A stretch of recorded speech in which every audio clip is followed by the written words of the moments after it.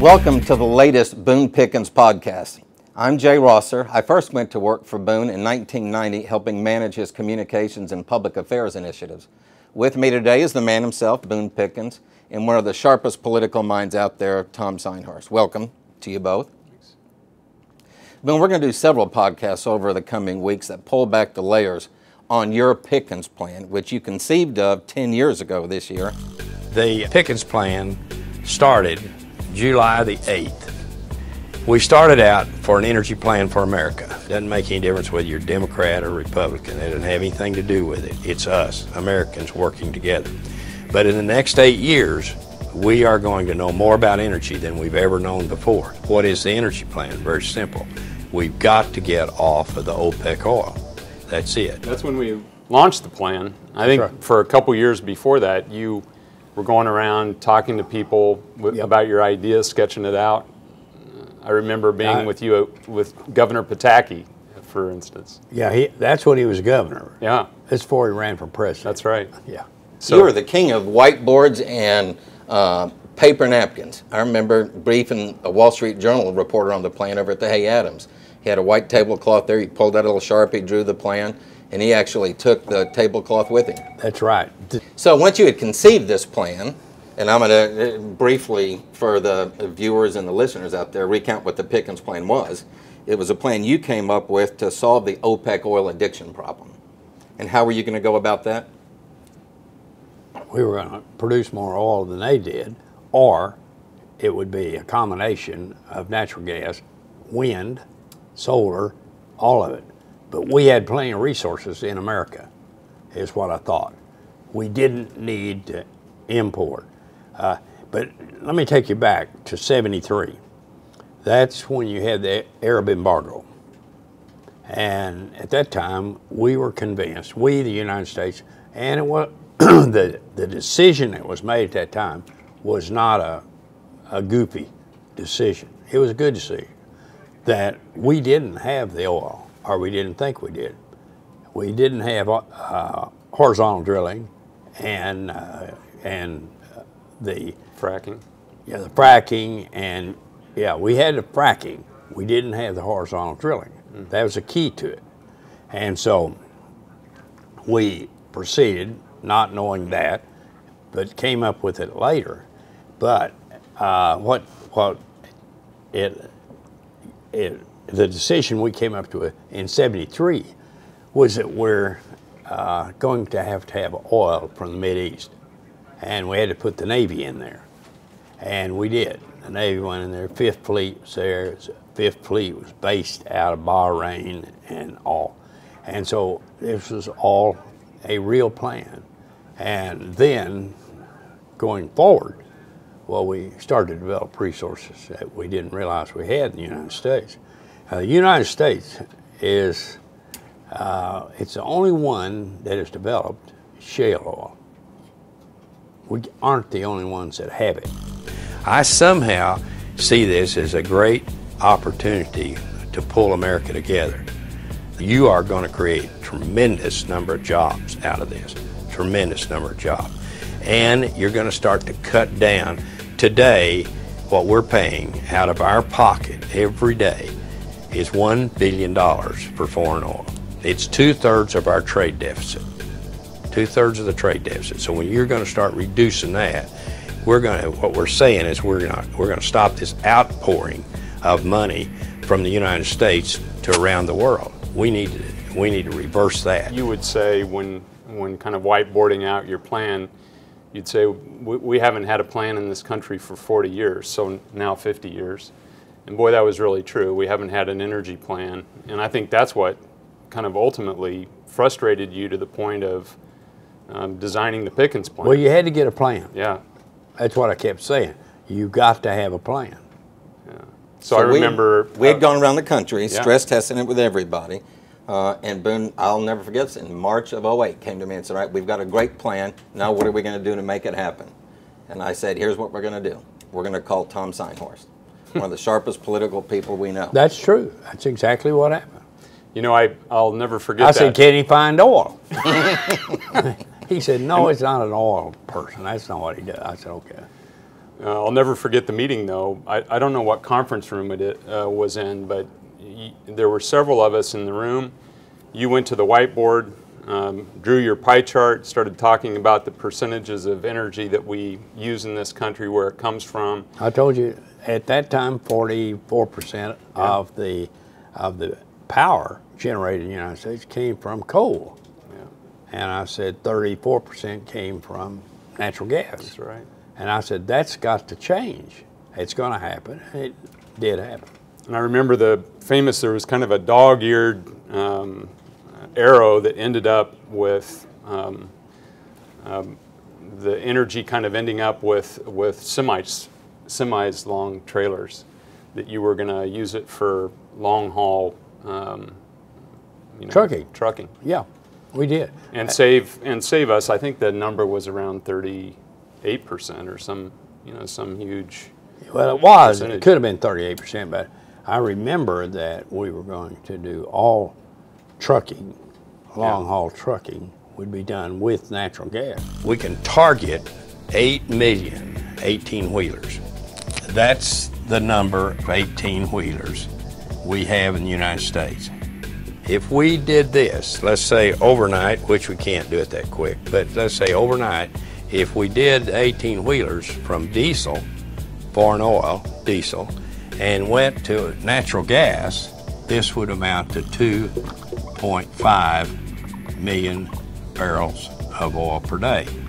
So remember, the 5 million that we're after, the 5 million barrels of oil per day, is OPEC. We can, with this going to natural gas, we can cut OPEC in half on only 8 million vehicles. So that day you were showing a group of us for the first time on a whiteboard this plan, and at the end of that you said, hey, now poke holes in this. What's wrong with this plan? And I just remember people around the room were kind of saying, well, is this true? Has this never been done before? Nobody else has come up with this? Who's the opposition? You know, we were asking you all these questions, but we weren't poking holes in the plan because the plan was just kind of amazingly clear. Let me tell you another thing there. That was coming from shale gas. Yeah. It was coming from shale gas.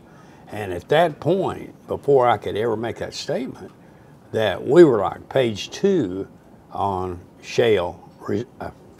on natural gas reserves. It's before shale gas came into play. And when shale gas took off like it did in the basin, Pennsylvania, West Virginia, also North Texas, Southern Oklahoma, all of this shale gas showed up.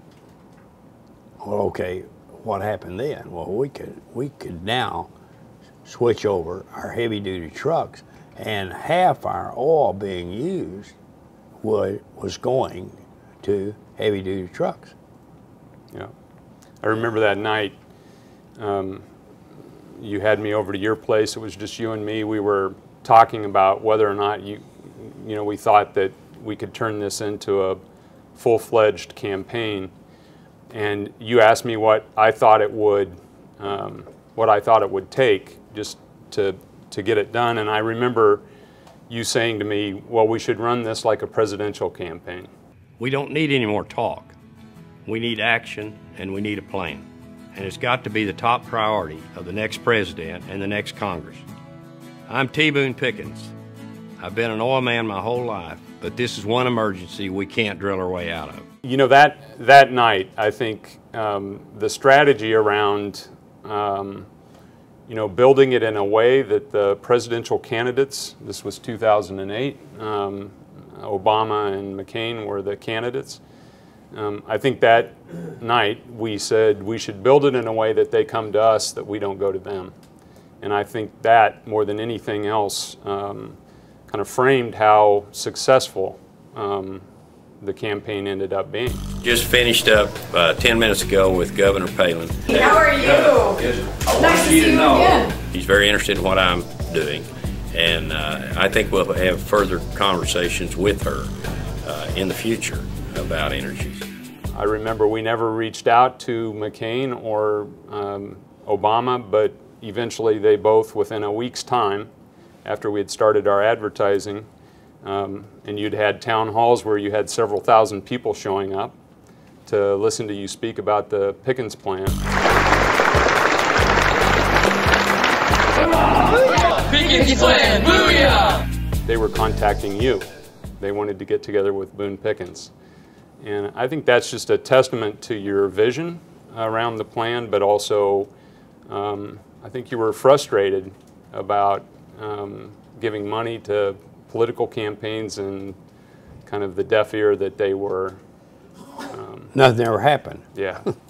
But I can remember the Obama meeting, but I vaguely remember the McCain meeting. McCain meeting. Well, so it was in. It was in Colorado. Aspen, Colorado. That's yeah. right. Okay. So you got it. And but we met with Obama was in Reno, Nevada. Reno, Nevada. Yeah, and there I never will forget that he was telling me about what he knew about the oil business, which wasn't very much, but he didn't take a long time, and he did listen to me, and he wrote notes down. I remember that. And I said, well, walk over here to the window. And I said, you say something to me that it's somewhat foolish. And he was offended, seriously offended by what I said. And I didn't tell him what it was yet. And I said that you say you're going to have 1 million electric cars on the road within 1 year. Wrong, in 10 years. 10 years you're going to have them on the road. And I said, look out this window. I said, if you look down on that parking lot and there's 1 million cars, it'd look like one hell of a lot of cars. He said, it would be a lot of cars. I said, there are 270 million cars in the United States. And he said, that's not very many, is it? I said, that's what I say. You don't know anything about the business. I remember. He was a senator then. He wasn't a president. He was a senator. I remember, what I remember most about that meeting was, one, it was a 3x3 cardboard table with a white napkin cloth over it. The Secret Service were around us. And you pushed everything aside and you got out your magic marker and you started mapping the Pickens Plan out on this tablecloth. Yep. And about, I don't know, 7 minutes into the presentation, no more than that, a Secret Service guy came up to him and he turned, Obama turned to him and said, is it time? And the Secret Service man, this is after 7 minutes, said, well, we're going to have to leave in 2 or 3 minutes. And you took your Sharpie and you put the lid on it and you said, well, if that's all I've got, then you need to go right now. You should go right now. And it was a little. So I think he ended up spending 40 minutes there. So it was a long time. It was a long enough meeting for you to get your certainly get your message but out. I never heard from him again. Yeah, well. But he did. He bought the natural gas trucks. Yeah. Yeah. He did. T. Boone Pickens, who made his fortune in the oil business, and I don't think anybody would consider him unfriendly to drilling, was right when he said that this is one emergency we can't drill our way out of. We can't place our long-term bets on a finite resources that we only control 2% of, especially resources that's vulnerable to hurricanes, war, and political turmoil. I want to back up a little bit, because I know, Tom, we talked a little bit about Boone presenting the plan to you. I remember a meeting in California where you and I had a conversation after you had been presented with the plan and we clearly wanted your help. And you came up to me and said, let me ask you a question. Is Boone serious about this? And I said, he's dead serious. And you literally committed then 1 year of your life to help guide this plan. Yeah, you know, it was interesting. We knew from was the a good beginning. plan. Oh, it was an awesome plan, and you were an awesome leader. So it doesn't get any better than that in politics. You and I discussed with Jay and others the need for it not to be partisan, not to be viewed as partisan. Yeah. You know, you and I had come from Republican politics, and we wanted to put together a team that was Well, we didn't. bipartisan, and so we were able to do that. Yes, And, but we purposely stayed away from yeah, that's right. partisanship, but it didn't get fuzzy or anything else. No, it sure didn't. So that building the team was great because we, Bob Gogarty, who became a good friend Yep. of yours, and Joe Slade White and Peter McCollum and their team, Democrats, Amy Weiss obviously on the Democrat side, and then we did the same thing on the Republican side, Jason Yep. Huntsberry and Heather Lauer, and you know, it was just a great mix. Jeff Bailey. Jeff Bunch Bailey, you bet. When's the moment for each of you that you knew you had captured lightning in a bottle? You knew this was an actual movement that had started? I'll tell you mine. Okay. So we went. I bet it's the same one. It could be. We went to Nebraska for a town hall meeting, and I forget the name of the town, but it was a small town, and it was a roadhouse inn that was outside this small town. And we drove up, and people were lined up outside the building. The building was full, packed, cars for seemed like miles. That's when I knew. My moment was in Topeka, Kansas. Very similar experience. And I actually had somebody who could not get into the hall because the crowd was so big yelling at me, "You need to get TVs out here." I thought, well, we're on to something. That wasn't when I got it. Oh. No, I started with the ingredients.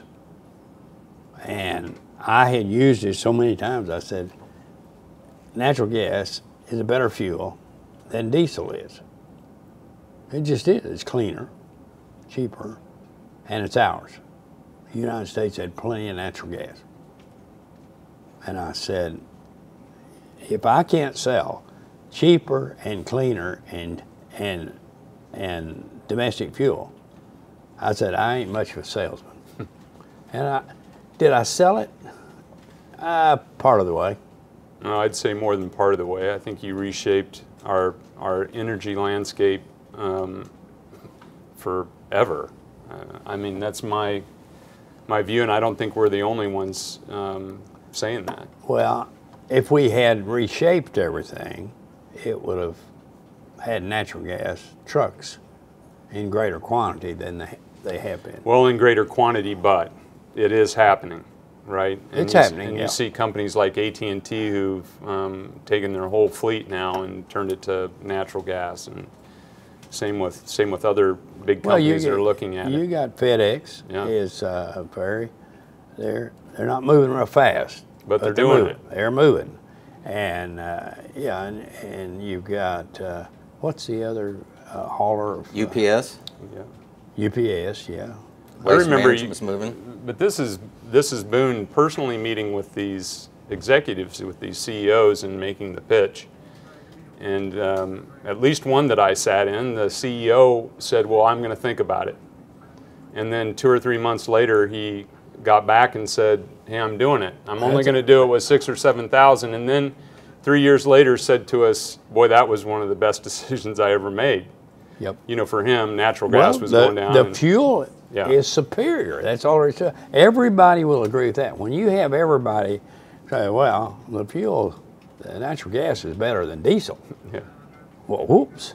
Now you've got, what's the little car company, Volkswagen.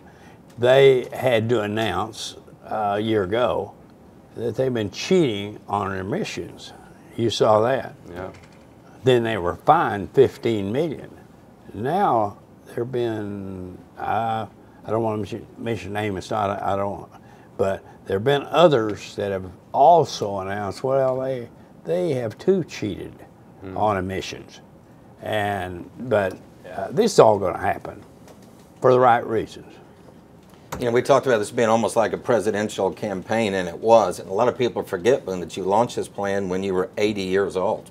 And I'll never forget the Dallas Morning News doing a big story on you, hometown. How old am I now? 100 and How old do you look? You pay me to say this. You look 32. 32. So the Dallas Morning News did a story on I you. wouldn't have paid you to tell somebody that. I look 32. Okay. So the Dallas Morning News did a story on you, and they quoted me, and my quote was, if you would have told me that at 54 years old I'd be struggling to keep up with an 80-year-old man, I'd have laughed at you. And that quote got printed. We got on the plane the next day, and you read that quote, and you said, am I really wearing you out? And I said, no, I'm doing fine. I just said that to make you look better. Why did you? Oh. Then you looked at me and said, all right, so you either lied to the Morning News or you're lying to me. Which is it? So.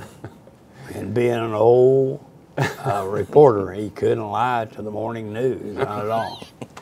How many states did we end up going to? And how many states did we not go to? we ended up with 1.7 million followers. And, we did. Yeah.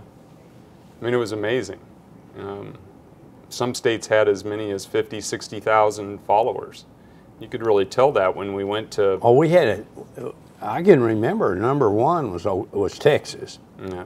And number two was North Carolina. Yeah. I could not believe North Carolina was number two. Yeah. And it was an amazing campaign, and still is. It's still living, breathing, making a difference. So. Yep. Well, Tom, I want to thank you for your time. I want to thank you for all your leadership on this issue. Boone, obviously, thank you for letting us use your podcast to focus on this issue. I have one thing to add. I'm in sweater and you guys are dressed. You two still have a job. And I don't. Thankfully. Hey, I want to add something. Okay. It's been an honor for me to get to work with you. And I've told you this before, but I want others to know it. It was the greatest professional experience of my life. And I feel like I made a really good friend in the process. That's no question. So. But there were many friends made. Yeah, there really were. During Well, that. you were the But I impetus. always work with friends. I mean, if you look at my offices in the past, I become friends. Well, I'm honored to be one. Good. Thank you. Thank you. Jay, you're the only one. You're stuck with me.